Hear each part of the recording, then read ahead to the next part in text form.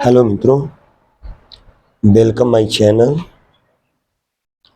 आज हम लोग जानेंगे कुछ इतिहास के बारे में। इतिहास आखिर हम क्यों जाने और इतिहास हमारे लिए क्यों जरूरी है।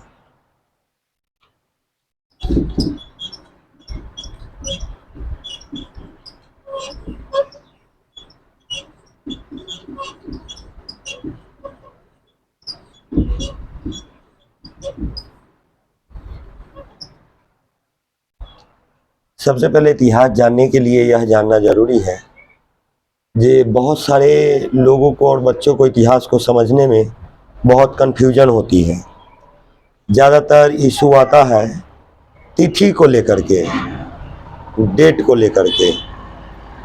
ईसा पूर्व, विक्रम संवत, हिजरी इत्यादि। यही सबको आज हम समझेंगे। तो सबसे पहले यह जान लें कि इतिहास हमारे लिए क्यों जरूरी है। तो आज जिस 21वीं सदी में हम लोग जी रहे हैं,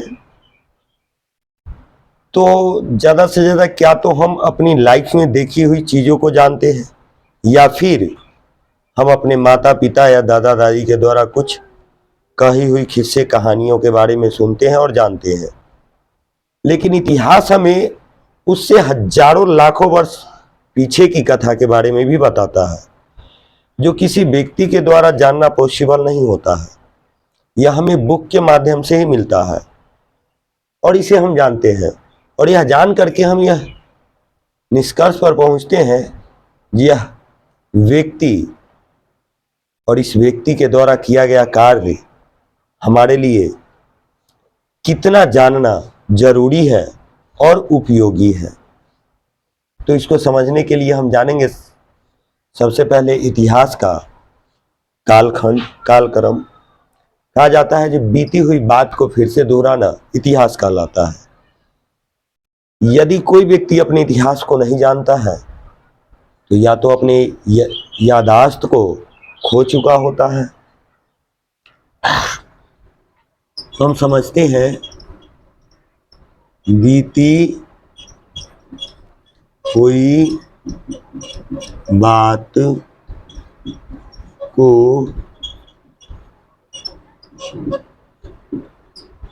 दोहराना इतिहास कहलाता है।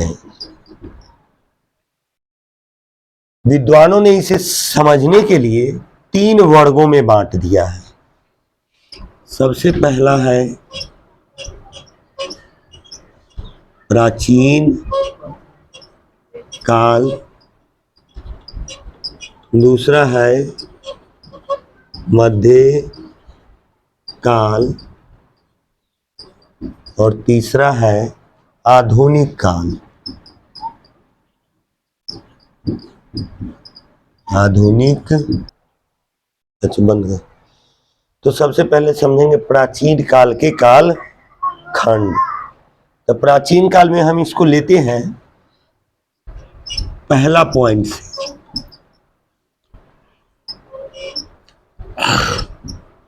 पूर्ण पाषाण काल। पूर्ण पाषाण काल जो निर्धारित किया गया है वह 20 लाख ईसा पूर्व से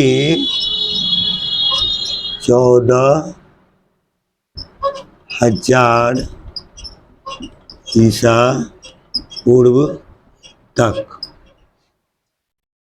अब ईसा पूर्व हमारे इतिहास में बहुत पहले की बातों को दर्शाने के लिए जो तिथि लिया गया उसे हम ईसा पूर्व कहते हैं। ईसा पूर्व के हम समझने के लिए हमें यह जानना होगा, जो ईसा मसीह के जन्म से पहले के जो काल होगा इधर का, वह ईसा पूर्व कहलाएगा और इधर का काल को ईसवी बोलेंगे। अब 20 लाख पहले से जो हम लाएंगे तो नीचे की तरफ आएगा, और जीरो के बाद जब हम आगे की ओर जाएंगे तो ईस्वी में जाएगा। अभी हम ईस्वी में चल रहे हैं, लेकिन जीरो से पहले जो आता था, जैसे गौतम बुद्ध, महावीर, मगध साम्राज्य, इस सभी का काल कर्म ईसा पूर्व का है। विक्रम संवत की बात करें तो विक्रम संवत में 57 ईस्वी में 57 साल जोड़ने पर विक्रम संवत में चला जाता है, और विक्रम संवत में 57 साल घटाने पर हम ईस्वी में आ जाते हैं। तो ये हम समझ लिए। अब 14,000 से ईसा पूर्व से तक के काल को हम पूर्ण पाषाण काल कहते हैं। इस काल में मानव क्या था? मानव घुमंतु जीवन व्यतीत करता था, व्यतीत करता था। जंगली था, आदि मानव था, कच्चे मांस चबाया करते थे, खाया करते थे, यही उनका जीवन यापन का साधन था। वे आग जलाना नहीं जानते थे उस समय तक। धीरे धीरे उन्होंने आग को, अलाव को जलाना सीखा। ये सब सीखते सीखते इनको बहुत वर्ष लग गए। ये सब काल हुआ पूर्ण पाषाण काल में। इसके बाद दूसरा पॉइंट आता है मध्य पाषाण काल। मध्य पाषाण काल, यह जो काल है 14,000 ईसा पूर्व से 8,000 ईसा पूर्व तक के काल को मध्य पाषाण काल माना जाता है। अब हम ये समझते हैं जब पाषाण नाम क्यों दिया गया इसे। इसका पाषाण नाम इसलिए दिया गया क्योंकि वह जो काल था उसमें मनुष्य अधिकतर पत्थरों का उपयोग करते थे। पत्थर के वजह से ही इसे नाम पाषाण दिया गया। पाषाण का अर्थ होता है पत्थर। तो ये जो मध्य पाषाण काल है, इसमें ज्यादातर मनुष्य क्या सीखे? खेती करना। मनुष्य खेती करना सीखे और अस्थाई जीवन यापन करना। मतलब मनुष्य का जीवन अस्थाई होने लगा। मनुष्य जो थे वह घर बना करके रहने लगे, बसने लगे। इस समय बहुत सारी खेतियां वह झूम खेती में प्रचलित था। झूम खेती मतलब आज यहाँ करते थे, 2 साल इस भूमि पर खेती किए, उसके बाद दूसरे जगह जंगल को फिर साफ किए, फिर वहाँ खेती किए। ऐसा इसलिए किया जाता था क्योंकि 2-3 साल एक जगह पे फसल उगाने के बाद उस जमीन की उर्वरा शक्ति जो थी वह छिन्न हो जाती थी, समाप्त हो जाती थी। फिर दूसरे जगह करते थे, इसको 2-4 साल छोड़ देते थे, फिर यहाँ उर्वरा शक्ति मजबूत हो जाती थी, फिर यहाँ करते थे। तो यह आया मध्य पाषाण काल में। इसके बाद आता है तीसरा पॉइंट, नव पाषाण काल। यह जो काल है 8,000 ईसा पूर्व से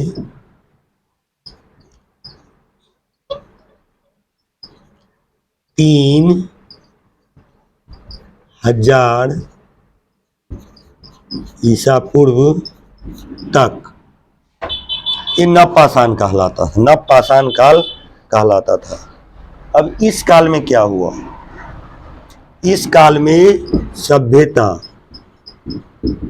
सभ्यता संस्कृति इत्यादि का विकास हुआ। सभ्यता संस्कृति इत्यादि का विकास हुआ। इसमें जो ज़्यादातर सभ्यता प्रचलित थी, मोहन जोदड़ो और हड़प्पा सभ्यता इत्यादि, ये इस समय प्रचलित थी। इसमें दो दो मकान बनाए गए, एक ऊपरी सदन, एक निचली सदन। तो मोहनजोदड़ो हड़प्पा सभ्यता ये सब इस समय प्रचलित था। इसके बाद जो समय आता है वह आता है ताम्र युग का। नवपाषाण काल के बाद जो समय आता है वह आता है ताम्र युग।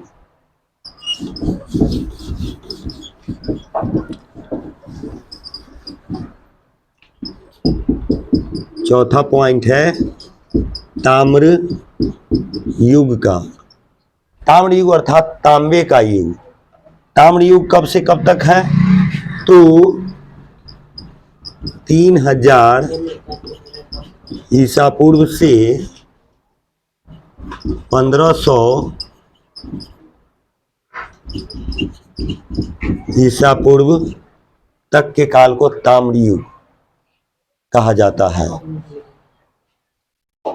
इस ताम्र युग में मनुष्य के द्वारा जो धातु का प्रयोग प्रचलन किया गया वह था तांबा, इसलिए इसे ताम्र युग कहा गया। इसका प्रचलन करीब 1500 वर्ष रहा। इसके बाद जो युग शुरू होता है मित्रों, वह है वैदिक युग। कौन सी युग? वैदिक युग।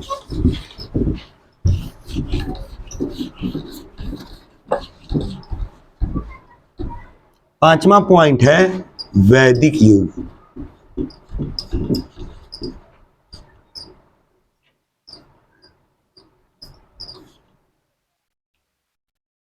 वैदिक युग में फिर दो खंड होते हैं, पूर्व वैदिक युग, उत्तर वैदिक युग। तो अगर इसको हम मोटे तौर पे समझे तो 1500 ईसा पूर्व से 600 ईसा पूर्व तक के काल को वैदिक युग कहते हैं। इस वैदिक युग में जो पूर्व वैदिक युग होता है, पूर्व वैदिक युग, वह आता है 1500 से 1000 ईसा पूर्व तक के काल को पूर्व वैदिक युग कहते हैं। इस काल में जो विकसित हुआ वह ऋग्वेद हुआ, ऋग्वेद पूर्व वैदिक युग में। इसके बाद होता है उत्तर वैदिक युग। उत्तर वैदिक युग 1000 से 600 ईसा पूर्व तक के काल को उत्तर वैदिक युग कहा जाता है। इस काल में तीनों वेद, यजुर्वेद, अथर्ववेद, सामवेद, तीनों वेद का विकास हुआ उत्तर वैदिक युग में। अब यहां से मनुष्य के जीवन यापन में कर्म कांड का समावेश होता है, प्रवेश होता है, क्योंकि वह इसमें जब वेद का जो चलन होता है, प्रचलन होता है, वह इस समय से मानव पर प्रभावी होने लगता है। इसके बाद का जो काल आता है वह काल आता है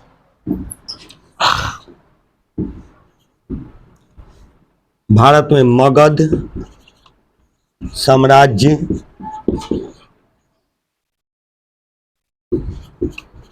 बुद्ध युग, महावीर युग, ये सब फिर प्रारंभ होने लगता है।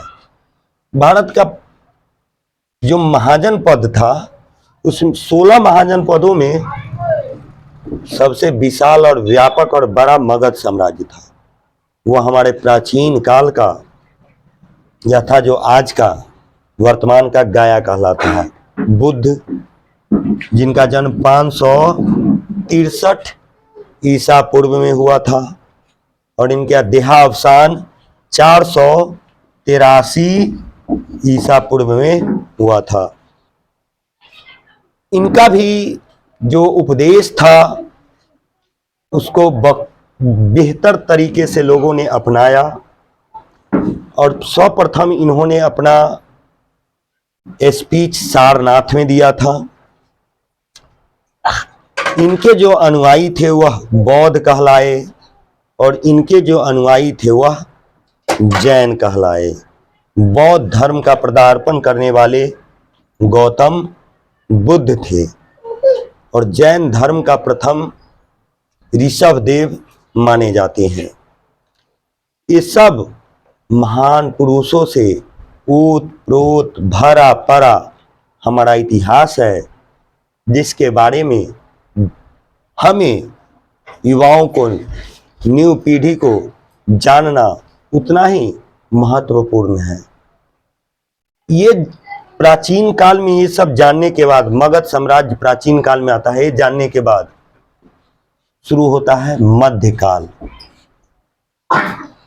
मध्यकाल 700 से लेकर के 1600 ईस्वी तक के काल को मध्यकाल माना जाता है। उसके बाद प्रारंभ होता है आधुनिक काल। भारत के राज्य में जो सबसे ज्यादा उथल पुथल राजनीति में हुआ वो सबसे अधिक मध्यकाल में हुआ, जब भारत में अन्य देशों के तानाशाहियों के द्वारा भारत पर आक्रमण किया गया। अधिकतर वो सारे के सारे मध्यकाल में हुआ। तो इतना आज के लिए हम समझे। फिर अब एक एक साम्राज्य को नेक्स्ट दिन समझेंगे। धन्यवाद।